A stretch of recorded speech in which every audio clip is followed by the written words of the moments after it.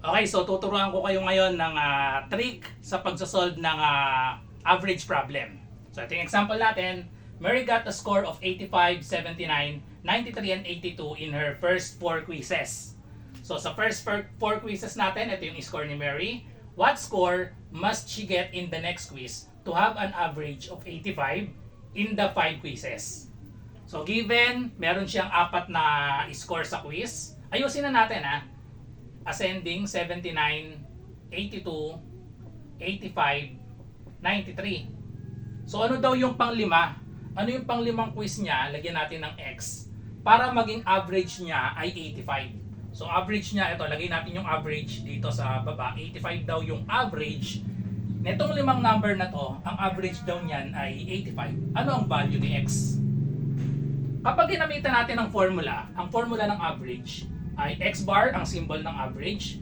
Summation of X lang ito, i-add natin. Summation of X over N. Sigma. Sigma X, ibig sabihin nun, summation, i-add natin yung limang numbers divided by kung ilan sila. Divided by 5. So mag-shortcut muna tayo, tapos i-verify natin gamit itong formula mamaya.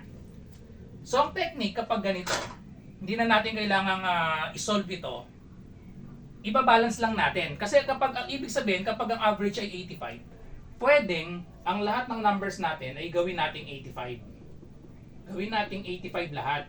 Kapag 85 lahat yung numbers, ibig sabihin nun, 85 yung average niyan. Hindi na kailangan computein. Okay? Limang 85, edi 85 yun. So, ganun ang gagawin natin. So, dito, gagawin natin, exact na itong 85, no? Ibabalance natin itong 79 and 82. Tapos itong 93 at X. Balance dapat yan para maging 85 yung average natin. Kunin lang natin kung ilan yung kulang dito, tsaka kung ilan yung sobra dito sa 93 at X para maging 85. So yung 82, ilan ang kulang para maging 85? Kulang ito ng 3. Minus 3 ang gagamitin ko.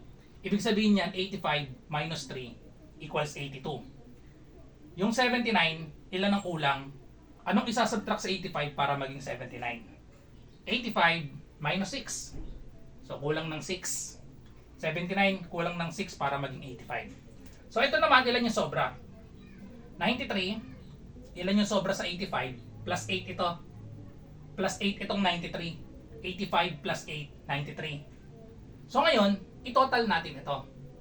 Dapat yung total nila parehas. Negative 6 minus 3, negative 9. Kailangan itong kabila, positive 9. Balance dapat sila, negative 9 and positive 9. Para maging positive 9 ito, meron tayong positive 8, kailangan ito ay positive 1. Kung positive 1 ito, kailangan yung X natin ay 85 plus 1. Itong X ay equal sa 86.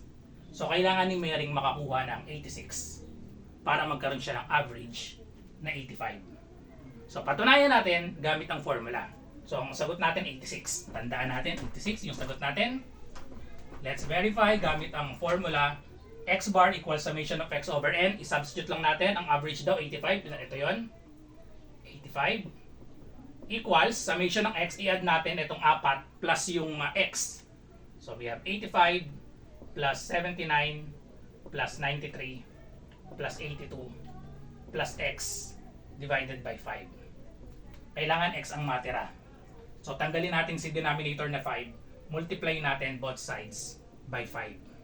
Okay? Para makancel ito. 5 times 85. Madali ang shortcut nito Ito yung shortcut pag multiply sa 5. Gawin nyo times 10 divided by 2. So magiging itong 850 pag times 10. Hatiin sa dalawa si 850, magiging siyang 425. So pag minultiply ito, 425.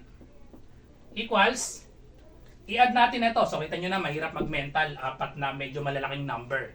Kaya ang gagawin natin, i-manual natin, 85, 79, 93, 82. Pag in-add natin, pag partnerin natin ito, 10 na yan, we have 9, we have 19.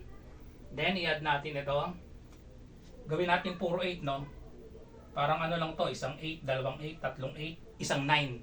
E di 8 times 4, 32 plus 1. So we have 339. So itong 4, ang sum nito ay 339 plus X. Last step, para masolve si X, subtract 339 to both sides.